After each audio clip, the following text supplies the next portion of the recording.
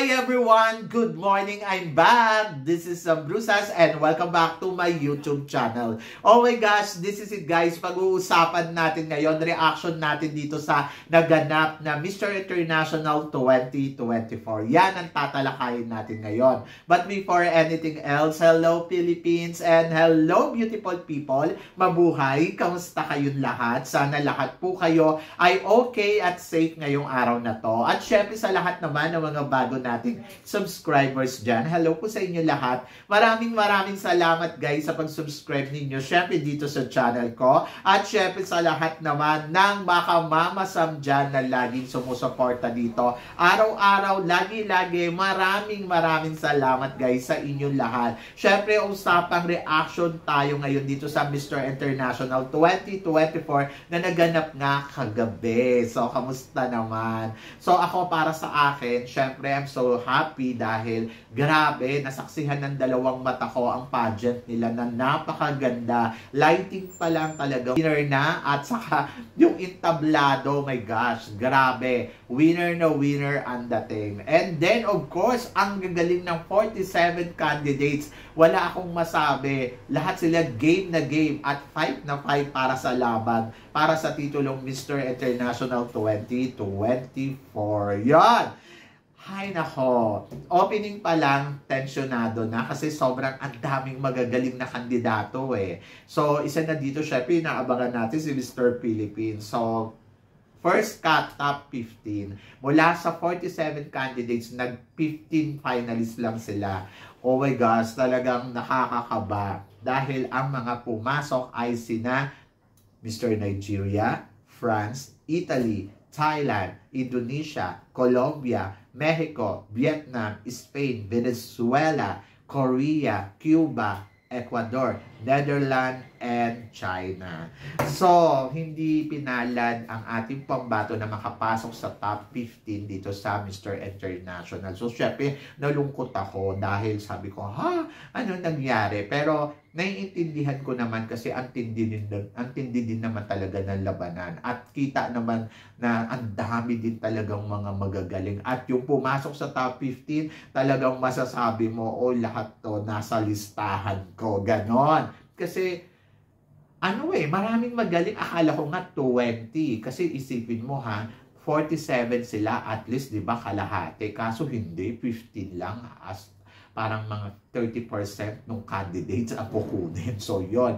So, talagang may iwan talaga yung iba na magaling din at alam mo yon na alam mo na nag-execute din talaga nung preliminary. Pero wala tayong magagawa. Swerte ay swerte at talagang kung sino yung malakas, kung sino yung pinakamagaling, siya ang papasok dito. So, yung 15 naman, well-deserved naman talaga. Especially si Mr. Nigeria. So, yon, alam na ninyo yon. And then, next eksena doon ay syempre nag-swimwear ang 15 candidates. Oh my gosh. Oh my gosh, talaga ang masasabi ko kay Mr. Nigeria nung lumabas siya. Ang sexy niya. Grabe.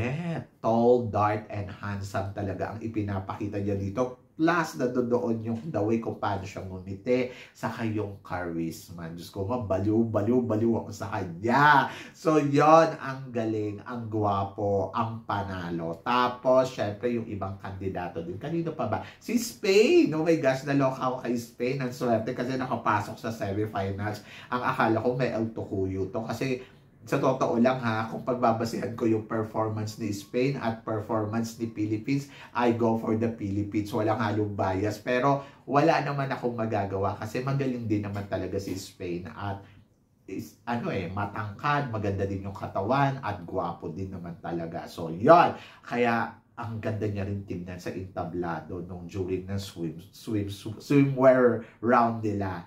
And then, of course, Mexico, Colombia, nakakaloka. Lahat sila nung 15, nakakawindang. At dito din napansin ko din, ang gwapo pala din talaga ni Mr. Indonesia. Sobrang maganda din yung datingan, di ba? So, yon. After ng swimwear round, syempre tumawag sila ng top 10. Dito medyo intense talaga yung labanan kasi pwedeng malaglag talaga ang isa sa mga paborito mo. At ang ganda din ng effect ng ginawa nila na alam mo yun, magdidilim yung ilaw, tapos tututukan lang na spotlight, tapos saka lang magbubukas pag natawag na yung candidates. Ay, ang winner doon, ang galing. So, syempre, ang pumasok sa top 10 ay sina Spain, Indonesia, Italy, China, Korea, Mexico, Netherlands, Ecuador, Vietnam, and Nigeria. So, syempre nalaglag si Thailand kaya nalungkot ang mga Thailander. And then, nawala na rin dito si France dahil ang dami din talagang follower ni France doon. Medyo tumahimik na ang eksena. So, yun. So, medyo talagang yung parang naramdaman mo na nalungkot talaga yung mga tao at nawala na rin si Colombia. Kaya sabi ko, okay lang. Ako, masaya ako kasi nandiyan pa naman si Nigeria. So, yun talaga ang concern ko. I love Colombia, I love France, I love, sino pa ba? Thailand. Kaya lang, wala na akong magagawa. Tapos nawala pa si Philippines. So, doon na talaga ako kay Nigeria. And then, pagdating ng, ng formal wear, ang 10. At dito talaga lumabas talaga yung mga kagwapuhan nila mula sa hubad na katawan.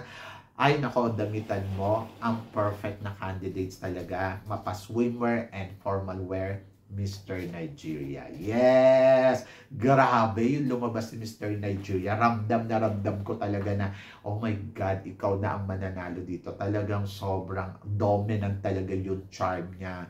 Sobrang ang lakas ng power ng dating niya. So, yon. At follow by Mexico. Oo, si Mexico din. Either Indonesia, gwapo din. So, so sobrang sabi ko, nakakaloka. Mukhang Netherlands. Grabe din ang kagwapuhan ng Netherlands. So parang sabi ko nga, mukhang ang magta-top 3 ay si Nigeria, Netherlands, and Mexico. Mukhang silang tatlo.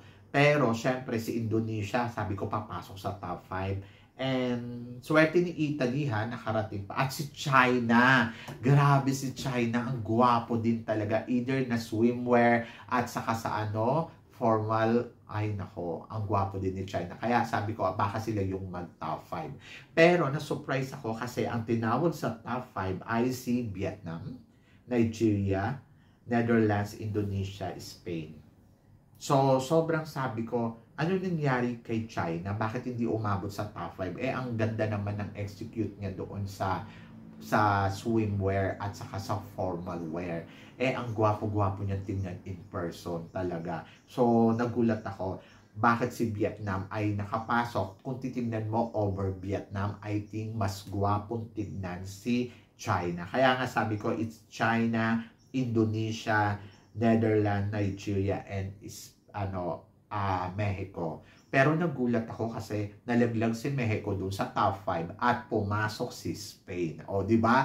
Ang layo ng darating ni Spain. Pero kasi si Spain naman kasi, alam mo naman na yung fashion style niya talagang iba din. So, siguro yun din. Tapos, ang gwapo niya rin naman talaga sa formal wear. Pero, iba yung dating ni Mexico Kaya, sabi ko, surprising. So, yon. Pero wala akong magagawa. Ito yung resulta. Ito yung nagustuhan ng judges. So, yon. Pero sa top 5, naloka ako kasi bukod sa sa 5 na natawag nila, may +1 pa. Ito nga yung votes People Choice Award. Oo. So, pumasok dyan ay si Mr. Philippines. So, syempre, sigawan ng lahat. Kasi, syempre, kahit pa sabihin mo, ay, naku, si Philippines na El Tocuyo yan, tapos biglang nandyan. No! It's a part of game. Kaya, dapat magdiwang ka kasi nakarating siya doon sa last spot, di ba, ng game. Kumbaga, parang at least may chance tayo na makapaglaro ng todo-todo. So, yon. So, ang pagpasok dyan ng People Choice Award, ayan ay lucky number. Kumbaga, lucky charm mo. Kung swerte ka, tapos magaling kang sumagot, dapat matakot ang mga kandidato na papasok. So, actually, medyo kasi si Nigeria, titignan niya na kung sino yung matindi niyang kalaban. And I think, isa sa mga tinitignan niya dito, si Indonesia. Tapos si Vietnam. So, yung iba, parang feeling niya, kaya niya na. Sa Netherlands, ayun yung parang iniisip niya na, basta serious na dito si Nigeria, nakikita ko sa kanya kasi nandoon na siya na parang nakafocus na siya sa games na kailangan ipanalo ko to.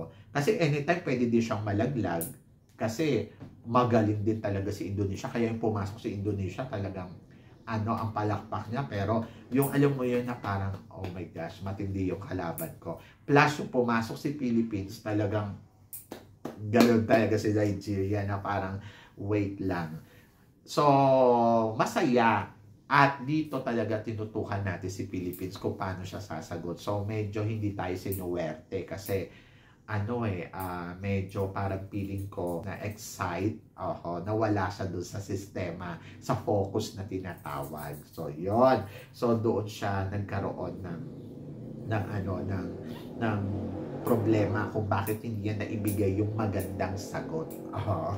Saka yung timer, mabilis lang. So, isa pa rin sa mga nakakalaglag sa mga kandidato, yung timer mo. Kailangan, on the spot na, direct to the point yung answer mo kasi yung time tumatakbo and 30 seconds lang. So, sobrang bilis. Pero napahanga at napanganga ako dito kay Nigeria the way kung paano siya mag-deliver ng mga sinasabi niya. Sobrang ang galing ng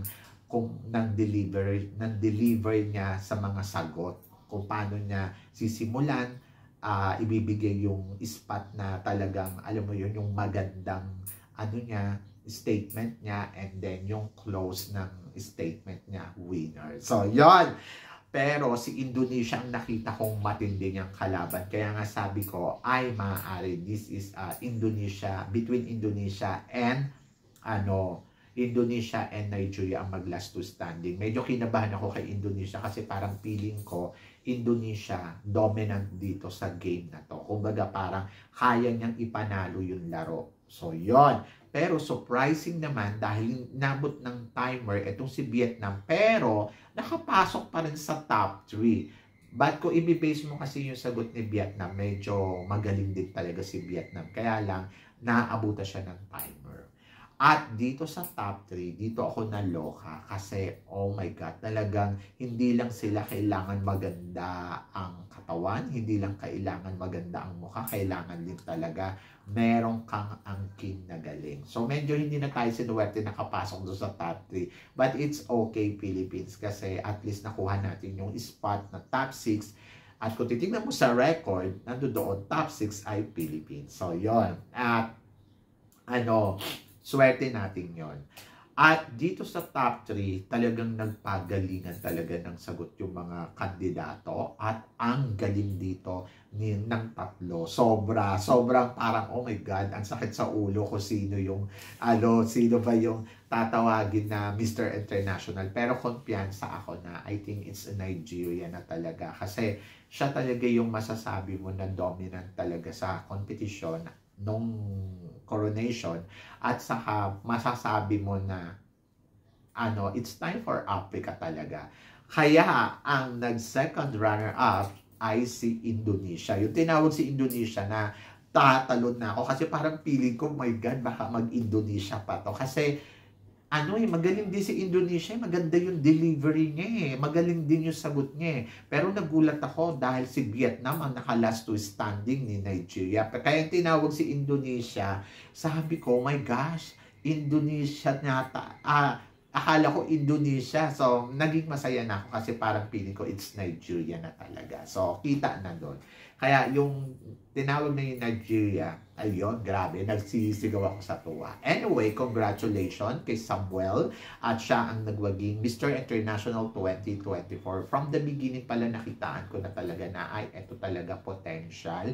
Pag tinignan mo siya sa entablado, masasabi mo na talagang grabe. Ito ang hinahanap ng Mr. International Organization. At pinatunayan ni Samuel na dapat talaga siya sa competition na to na ipanalo. Kasi sobrang galing naman talaga.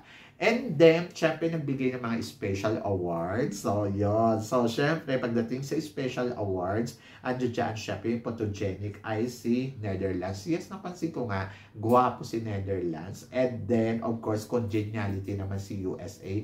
hindi ko masyado naramdaman na ganun siya pero yung time na nagkita ko silang lahat, I think it's a playful and good personality kasi madaldal si USA. At congratulations, congeniality siya. And then, syempre, nakuha natin yung Best National Costume. Alam nyo guys, ito to sa mga talagang sabi ko, yung nakita ko yung execution ng ating pambato, sabi ko, alam mo, deserve niya maging Best National Costume. At congratulations kay Justine dahil nanalo tayo ng Best National Costume. So parang feeling ko si Justine kasi ay magaling talaga doon sa prelim o promise. At I'm happy dahil nagwagi siya ng Best National Costume. At syempre, Best in Swimsuit ay si Mr. Nigeria. Walang duda. Walang duda na siya ang mag-best national swimwear. Kasi naman sa swimsuit niya, grabe, ang sexy niya. So, yan. At sa kanya yan talaga, I think, deserve niya yan. Kasi pag tinignan mo silang lahat parang ang bibigat ng katawan, tapos ang lalaki ng katawan. So, siya talaga yung fit at talagang sexy and magaang tignan. So, I think siya yun. Tapos, ang tangkad, ang haba ng bias, ang haba ng legs, winner. So, yan. So, syempre, naloka din ako sa mga hurado dahil more on Pilipina. Pilipino. Andiyan si Jojo Bragai, si Jos, at saka sino ba to? Yung artista, nakalimutan ko yung name. Okay. So, yun. So, sabi ko, more on Filipino. Tapos, 3 tie din, di ba? Pero ako, mas gusto ko sana next time, kumuha din sila ng mga international judges na hindi lang Pinoy. Dapat kumuha din sila ng mga iba pa. Kasi para, alam mo yon para good tignan. So, yeah. So, but I'm happy kasi ang daming Pinoy. Ang saya lang kagabi. Siyempre, nagkaroon ako ng chance na makita ulit si Jojo at makausap. Tapos, ayun, na-meet ko yung mami ni Justine. Tapos, syempre, nakausap ko din si Jos. So, yun, masaya. Masaya lang. I'm happy. Maganda yung resulta. At kita mo na talagang walang halong bias ang judge, ang mga judging ng mga judges, ganon. So, talagang pinili nila kung sino talaga yung kadapat-dapat para dyan at para ipanalo. At well-deserved naman ng Nigerian talaga. So, yon. Kaya ang masasabi ko, ang reaction ko, bongga at winner. Diba? So, yon. Ako, nakakaloka. Guys, doon naman sa mga nambabash kay Justine, utang na loob naman. Have to appreciate yung mga blessings. Alam nyo, diba, sabi ko nga, bonus na lang to. Pero ando doon naman na nakita naman natin, pumasok pa rin sa top 6 dahil sa tulong natin lahat yan. And then plus nandiyan din na alam mo yon, nanalo siyang Best National Costume, karangalan pa rin natin yan. At kahit tingnan nyo sa listing nila, nakalagay doon Best National Costume 2024 Mr. International Philippines. Top 6 andun included si Philippines. Kumbaga parang maging proud ka pa rin. At least nandiyan pa rin si Philippines. So, wala namang masama kung hindi man tayo pinalad kasi matindi din naman talaga yung pilian. Doon pa lang sa 15, parang masikip para sa 47 candidates yung 15 spot. So, dapat ginawa nila 20. Ganon! So, yun! And congratulations, syempre, sa naging winner na Nigeria, si Mr. Nigeria, na talaga namang happy na happy ako. At nabigyan ko ako ng pagkakataon na makapagpa-photo at nabigyan ako ng pagkakataon na mayakap siya ng bonggang-bongga. Diyos ko, di naman ako talaga siya ng todo-todo. Tapos, ayun, ang saya lang nung feeling. And then, kay Kim, grabe. Si Kim Goodburn, ang winner, ang ganda ng personality, tapos sobrang galing mag-host, ay nakawala akong masabi. Sobrang thumbs up talaga ako. At yun, nabigyan din ako ng chance na makapag-usap kami at mayakap din siya. At Mr. International title holder 2023. O, diba? Diyos ko, nakakaloka feeling.